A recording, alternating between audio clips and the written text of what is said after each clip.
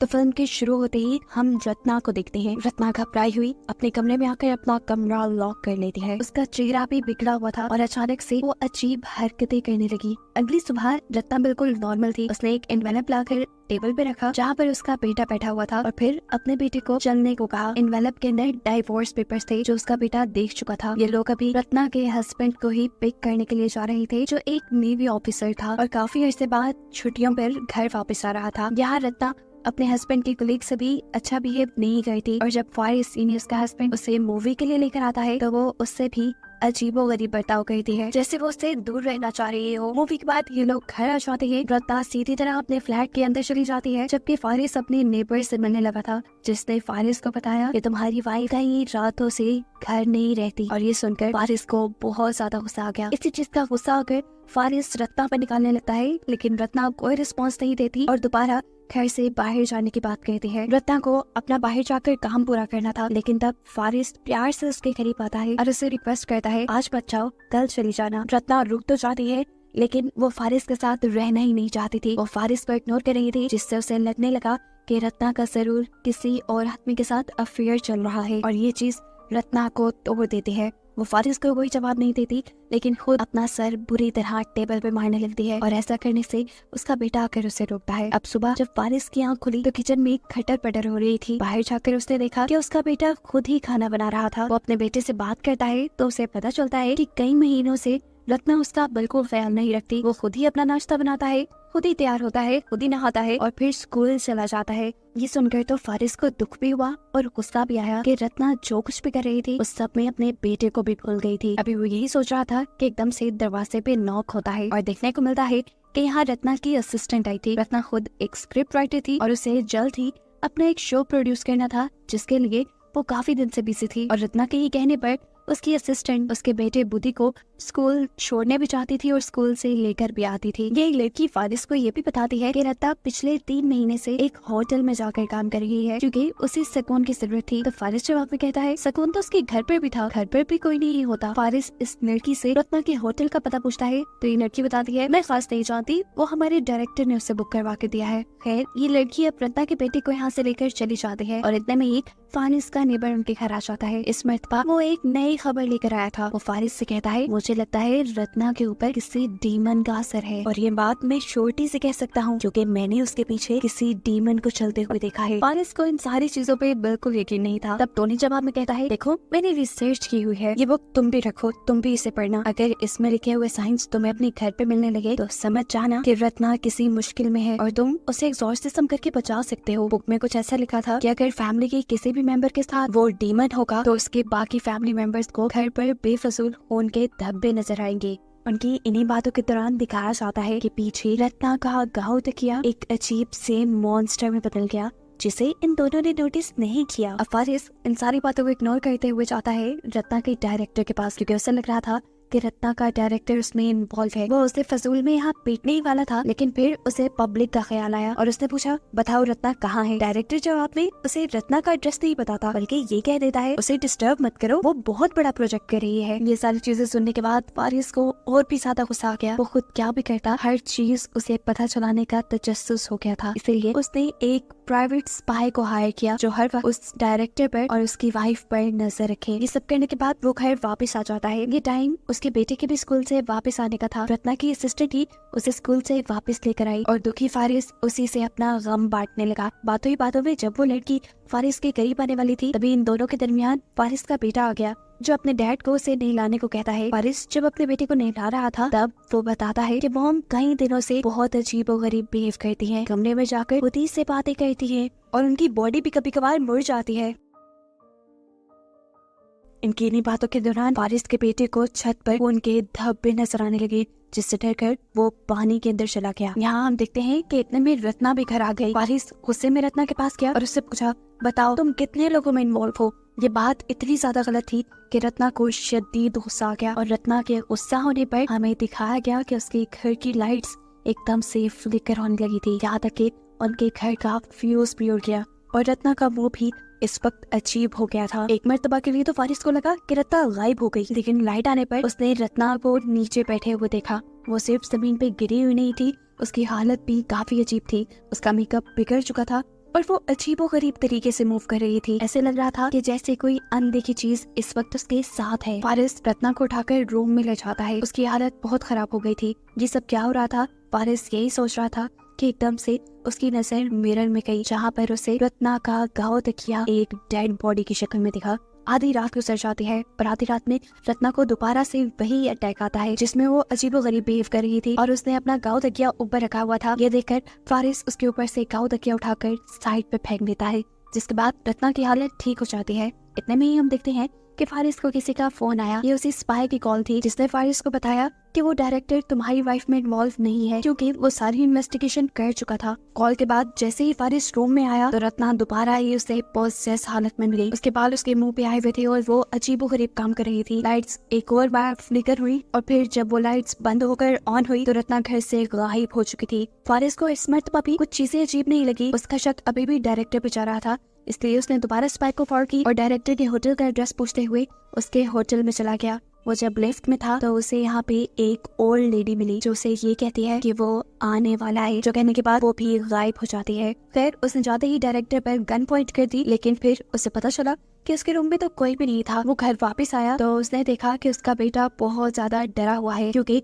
उसे छत पर खून के धब्बे नजर आ रहे हैं। काफी देर से वो वॉशरूम में भी नहीं गया था, क्योंकि वहाँ पर रत्ना थी और उसे अब रत्ना से डर लग रहा था, अपनी मॉम से डर लग रहा था। जाने से पहले तो फारिस खुद वॉशरूम चेक करके गया था, रत्ना वहाँ नहीं थी, लेकिन अब रत्ना वहाँ कैसे आ गई थी उसे समझ नहीं आता। वॉशरूम में जब वो जाकर देखता है तो रत्ना की हालत काफी बुरी थी। उसने अपने ऊपर अपना गाँव तकिया रखा हुआ था और उसके पाँव में से भी खून निकल रहा था। बाकी जो कोई भी उसे देखता डर जाता।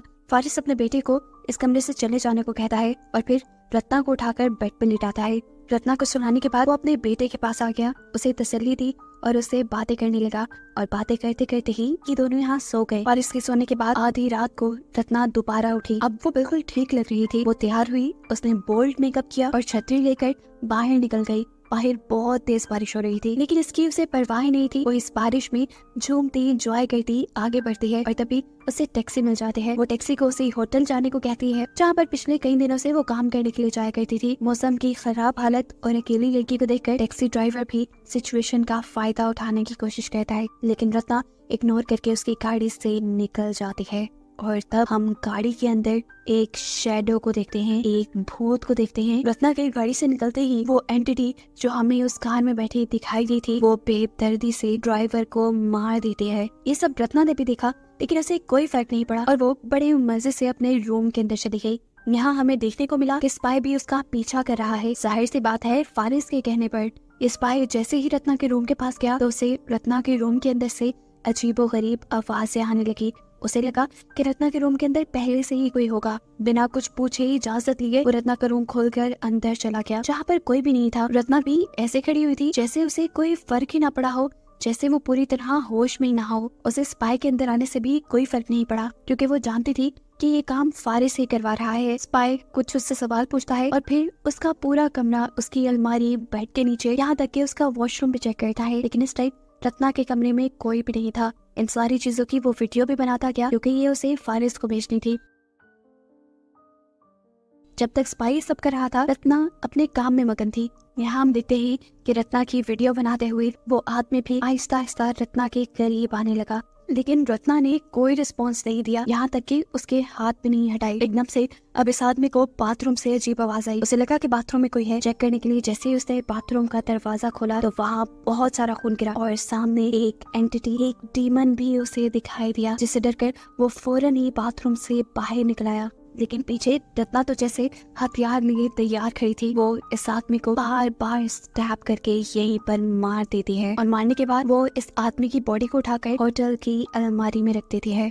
और ये सब करने के बावजूद भी रत्ना के फेस पर कोई एक्सप्रेशन नहीं आया, उसे डर भी नहीं लग रहा था। सीन यहीं से कट होकर हमें फारिस को दिखाया जाता है, जिसकी आंख खुली है, क्योंकि उसके ऊपर छत से खून के कतरे गिर रहे थे। ये देखकर तो वो खुद बहुत ज्यादा डर गया। उसे रत्ना के खिलाफ कोई सबूत भी नहीं मिले थे, इसीलिए उसने इस बात पे यकीन कर लिया कि जरूर रत्ना के ऊपर किसी डीमन ने असर किया हुआ है, किसी डीमन ने रत्ना को पोसेस किया हुआ है। इस चीज का हल ढूंढने के लिए वो टोनी से बात करने के लिए जाता है और टोनी भी डीमन के सुराग ढूंढने के लिए उनके घर आ जाता है। घर चेक करने के बाद उसने फारिस को बताया जो भी डीमन यहाँ आया है उसे किसी ने भेजा है, क्योंकि वो रत्ना की फैमिली से जेलस है। वो लोग इस डीमन से रत्ना को छुटकारा दिलवा सकते थे एक्सॉर्सिज्म की मदद से, लेकिन इस सब के लिए रत्ना का घर में होना जरूरी है। अब जितने भी रत्ना नहीं थी, फारिस को वहाँ पर बहुत सारी कैसेट्स नजर आ रही थी। टाइम पास करने के लिए उसने इनमें से एक कैसेट प्ले कर ली। ये रत्ना के शो की रिहर्सल्स की रिकॉर्डिंग थी, जहाँ पर उसने देखा कि उसका डायरेक्टर बार बार उसकी स्क्रिप्ट्स को कैंसिल करवा रहा था। वो उसके काम को बुरा कहता था और एक ही काम कहीं बाहर उससे लेता था, जिसकी वजह से रत्ना काफी डिस्टर्ब थी। इसी रिकॉर्डिंग में हम देखते हैं कि रत्ना की असिस्टेंट उसकी सारी स्क्रिप्ट्स को समेटती है और फौरन रत्ना के पीछे आकर उससे कहती है कि मैं तुम्हारी सारी प्रॉब्लम्स हल कर सकती हूँ, सिर्फ एक शर्त पे कि तुम अपने हस्बैंड को मुझे दे दो। जाहिर सी बात है, किसी को भी ये बात सुनकर गुस्सा आना ही था। रत्ना ने बुरी तरह इनकार कर दिया। तब उस लड़की ने कहा, सोच लो, मैं तुम्हें उसके बदले कुछ ऐसा दे सकती हूँ जो हमेशा तुम्हारी बात मानेगा, लेकिन वो एक इंसान नहीं होगा, वो होगी कोई एंटिटी, एक डीमन। ये सारी चीजें फुटेज में देखने के बाद फारिस समझ गया कि जरूर रत्ना की असिस्टेंट नहीं, वो एंटिटी, वो डीमन रत्ना के पीछे लगाया है। सारी बात समझने के बाद वो इरादा करता है कि वो रत्ना की मदद करेगा, इसीलिए वो पूछ पिछाकर रत्ना के होटल जाता है, जहाँ हमें देखने को मिला कि इस टाइम रत्ना के पास उसका डायरेक्टर आया हुआ था, जो अभी भी रत्ना को फोर्स कर रहा था अच्छी स्क्रिप्ट लिखने के लिए। ये देखकर रत्ना को बहुत ज्यादा गुस्सा आ गया और रत्ना के गुस्से में आते ही इस डायरेक्टर के सामने वो डीमन आ गया, जिसे देखकर ये डायरेक्टर बुरी तरह डर गया। उसे समझ नहीं आई वो क्या करे। बिल्कुल स्पाई की तरह वो भी जब डर कर पीछे मुड़ा तो उसे रत्ना मारने के लिए खड़ी थी और रत्ना इस टाइम उसके गले पर चाकू रखते हुए उसका भी मर्डर कर देते हैं। ये सब करते हुए उसे इस चीज का ख्याल भी नहीं रहा था कि उसे जेल भी हो सकती है। शायद वो ये सब इस डीमन के पोजेशन में आकर कर रही थी। नीचे हम देखते हैं कि फारिस उसी गाड़ी के पास आकर रुका है जिस गाड़ी के अंदर रत्ना यहाँ आई थी। उसका ड्राइवर मरा हुआ था। अभी वो उसी को देख रहा था कि अचानक डायरेक्टर की लाश भी उसी गाड़ी पे आ गिरी और ये देखकर वो बुरी तरह घबरा गया और फौरन रत्ना के रूम के अंदर जाने के लिए बढ़ा। जब वो लिफ्ट में था तो उसे दोबारा से वही ओल्ड लेडी मिली जो पहले भी उसे मिल चुकी है और वो उसे इतना ही कहती है कि वो आ गया है और ये कहकर वो वहाँ से चली जाती है।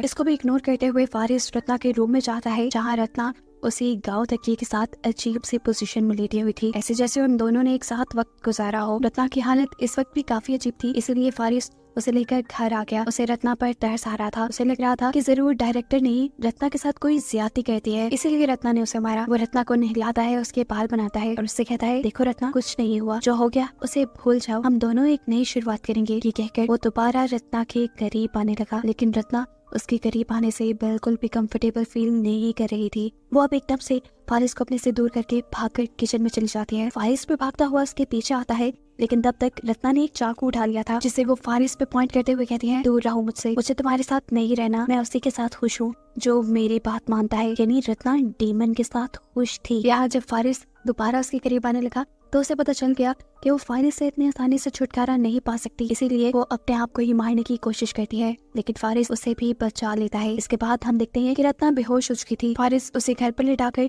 जल्दी से टॉनी को घर लेकर आता है ताकि वो उसका एक्सॉर्सिज्म कर सके। टॉनी भी घर में बहुत सारी कैंडल्स जलाकर रत्ना के हाथ पांव को बेड से बांध देता है, लेकिन इस सब के बाद उसे क्या करना था ये वो नहीं जानता था और कंफ्यूजन उसके मुंह पे साफ नजर आ रही थी। एकदम से अब वो खुद से एक बात बनाता है और फारिस से कहता है कि मुझे रत्ना की पूरी बॉडी को अच्छे से चेक करना होगा, तुम बाहर चले जाओ। इस बात से साफ जाहिर था कि वो भी रत्ना का फायदा उठाना चाहता था। यहाँ दिखाया जाता है कि बुद्धि अब स्कूल से वापस आ चुका था।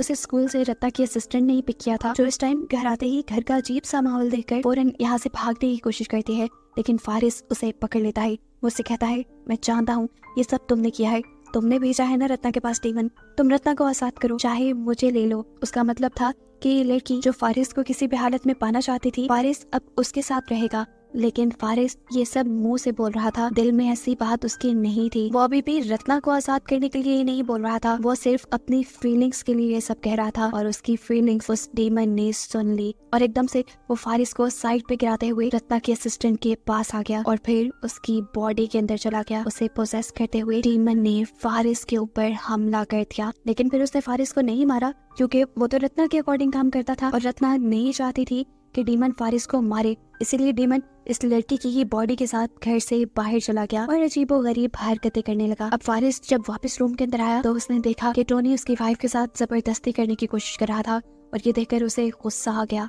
इससे पहले कि वो टोनी के साथ कुछ करता, इस रूम का सारा फर्नीचर हवा में लटक जाता है और यहाँ की लाइट्स भी चली जाती हैं। टोनी इसी मौके का फायदा उठाते हुए फारिस को मारने की कोशिश करता है, क्योंकि वो जानता था कि अगर उसने फारिस को न मारा तो फारिस उसे मार देगा। अब ठीक उसी टाइम पर जब वो फारिस को मारने वाला था, डेमन ने उसी को पोसेस कर लिया। ऐसी हालत में टोनी खुद अपना सर दीवार से मार मार कर मर गया। और यहाँ रेलवे स्टेशन पे रत्ना की असिस्टेंट भी अपना सर नीचे मार मार कर मर गई। सीन कट होकर दोबारा हमें फारिस का घर दिखाया जाता है, जहाँ दीवारों पे, छत पे, फ्लोर पे हर जगह खून फैलने लगा था। और ये देखकर फारिस भी डर गया। हाथ में गन लिए उसने तेजी से अपने बेटे का दरवाजा खटखटाया ताकि वो अपने बेटे को लेकर यहाँ से भाग जाए, लेकिन दरवाजा ना खुलने पर मजबूरन उसे रत्ना के रूम में जाना पड़ा, जहाँ जाकर उसने देखा कि रत्ना अपने गाँव तकिए के साथ टाइम स्पेंड कर रही थी। असल में गाँव तकिए के अंदर इस वक्त डीमन था और वो डीमन के साथ इंटीमेट हो रही थी।